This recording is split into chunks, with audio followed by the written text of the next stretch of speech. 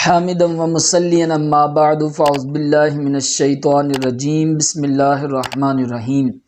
معزز ناظرین اکرام و طلباء اکرام، السیرت دواخانہ کی جانب سے السلام علیکم ورحمۃ اللہ وبرکاتہ۔ آج میں آپ کے لیے لے کے آیا ہوں شربت فولاد بنانے کا طریقہ۔ اس کے کون کون سے فوائد ہیں، اس میں کون کون سے اجزاء ڈالے جاتے ہیں، اس کو کس طرح بناتے ہیں، یہ ساری باتیں آج کی اس ویڈیو میں ڈسکس کروں گا۔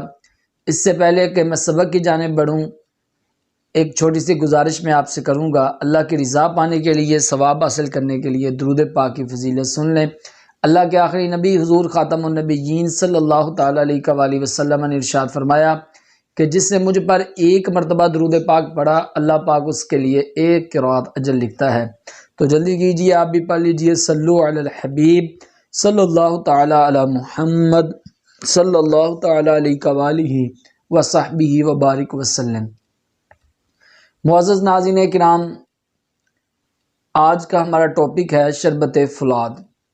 شربت فولاد بڑی چیز ہے، مارکیٹ میں یہ مختلف کمپنیاں اس کو بناتی ہیں، ملتا ہے، لیکن یہ جو میں آپ کو بتانے لگا ہوں، اگر آپ اس کو بنا کے یوز کریں تو یقین کریں آپ تمام جو فولاد کے شربت آپ نے یوز کیے ہوں گے آپ ان کو بھول جائیں گے۔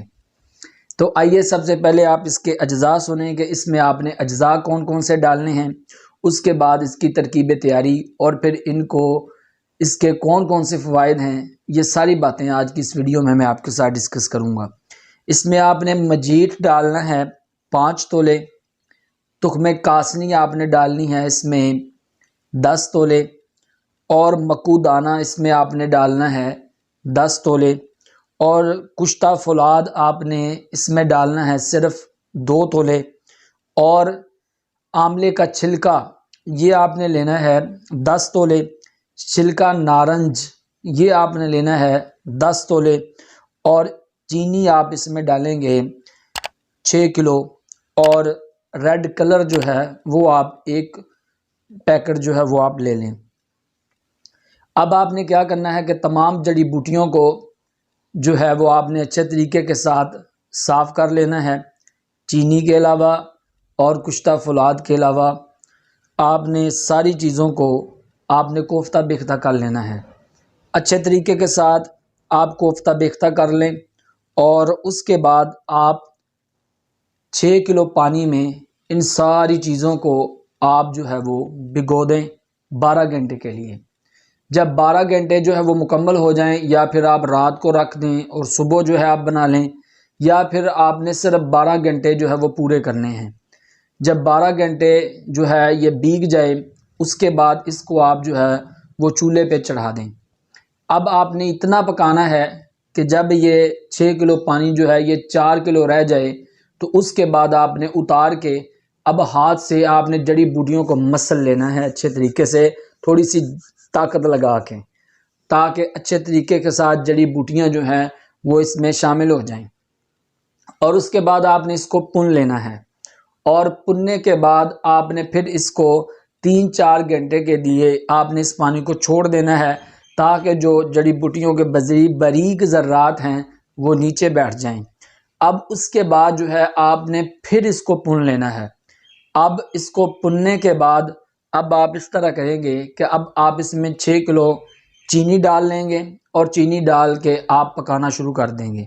اب جب آپ کو لگے کہ یہ گاڑھا ہو چکا ہے تو اب آپ اس کو نیچے اتار لیں، اور نیچے اتارنے کے بعد آپ اس میں 6 گرام آپ اس میں ست لبان ڈالیں، اور 6 گرام جو ہے آپ اس میں جو ہے وہ ٹاٹری ڈال لیں، اور 2 تولے جو آپ نے کشتہ فولاد تھا وہ اب آپ اس میں ڈال دیں، اور کلر جو ہے وہ تھوڑا سا آپ اس میں ڈال لیں اور اس کو مکس کر لیں، تو آپ کا شربت فولاد جو ہے وہ تیار ہے۔ اب یہ یوز کن کن امراض میں کیا جاتا ہے؟ معزز ناظرین اکرام و طلباء اکرام، سب سے پہلے تو یہ خون کی کمی کے لیے بہت ہی زبردست ہے، اس کا نام ہی اسی لیے شربت فولاد ہے۔ یہ جسم کے دبلے پن کو یہ ختم کرتا ہے۔ وہ مریض جو کہتے ہیں نا کہ میرا جو ہے وہ وزن ہی نہیں بڑھتا، مجھے بہت زیادہ کمزوری ہے، تو وہ اس کو یوز کریں تو انشاءاللہ تعالی آپ کو لگ پتا جائے گا، اور جسم کی کمزوری جو ہے وہ اللہ کی رحمت سے دور ہو جائے گی۔ خون کی کمی جو ہے وہ دور ہو جائے گی اور جگر کی کمزوری جو ہے وہ ختم ہو جائے گی۔ یرقان میں اس کو یوز کر سکتے ہیں، اور اس کے ساتھ ساتھ جن مریضوں کو پٹھوں کی کمزوری ہوتی ہے وہ اس کو یوز کریں، انشاءاللہ تبارک و تعالیٰ یہ تمام مسائل جو ہے وہ حل ہو جائیں گے۔ تو آپ کے جن کے ریڈ سیل جو ہے وہ کم بنتے ہیں وہ اس کو یوز کریں، تو انشاءاللہ تبارک و تعالیٰ یہ مسئلہ جو ہے وہ بھی حل ہو جائے گا۔ امید ہے کہ آپ کو آج کی ویڈیو بہت ہی اچھی لگی ہوگی۔ کومنٹ سیکشن میں اپنے اچھے فیڈ بیک کا اظہار ضرور کیجیے گا، اپنی دعاؤں میں یاد رکھیے گا، اپنا بہت سارا خیال رکھیے گا۔ آج اسی بات کے ساتھ میں آپ سے اجازت چاہتا ہوں۔ اللہ حافظ۔